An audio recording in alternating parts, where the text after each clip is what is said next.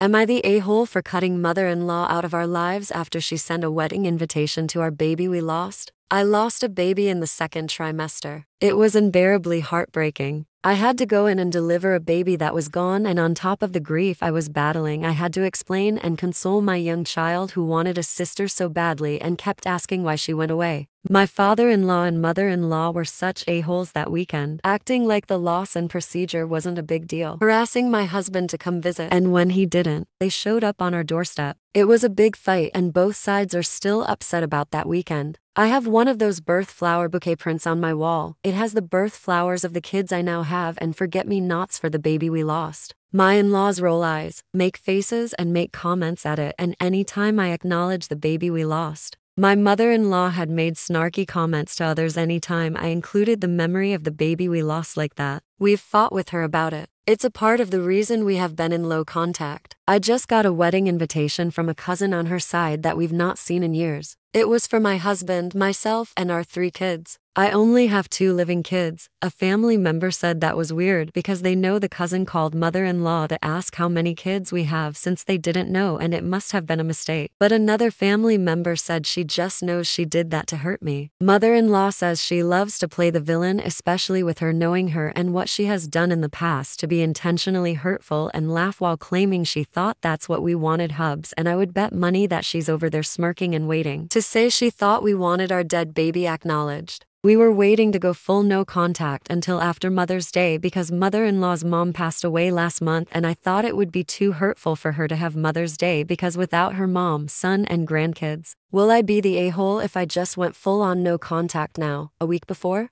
Here are the top comments, plus Opie's reply. The thing about this type of person is that they thrive on negative attention, getting others upset. That's what they live for. They don't actually want you to stop being offended. They don't want you to be less sensitive. They prey on people's weaknesses for a reason, because they know it's upsetting. There's no reason to explain how it hurts. They know. There is no reason to put up boundaries. They know it was. Don't show any emotion, empathy, consideration, or willingness to talk. Just leave. They already know why. And most are surprised you let them play with you for however long they did. OP replied, Thank you. It took me years to realize that it might not be a misunderstanding. Actually, it was. When I said I was proud of my work helping other SA survivors, he said, haha, okay, but that's dramatic to say you survived. I explained that the word makes me flinch and have to suppress panic feelings, so I prefer to use SA. She laughed and used the word RPE every time she was around me for the next few months. My husband even said that for a word he has never heard his mom use in his life, she was using it completely needlessly and compulsively. It seemed intentional to cause harm. Many of the ways she would bring it up were extremely unnecessary. Honestly, all of them. You sound like my therapist. Not the a-hole, absolutely. Explain to everyone you don't let vicious people with no empathy in your life to abuse you. Never do anything for this Cruella again. And that's how you refer to her from now on. She is Cruella de Vil. All communication with her is through your husband.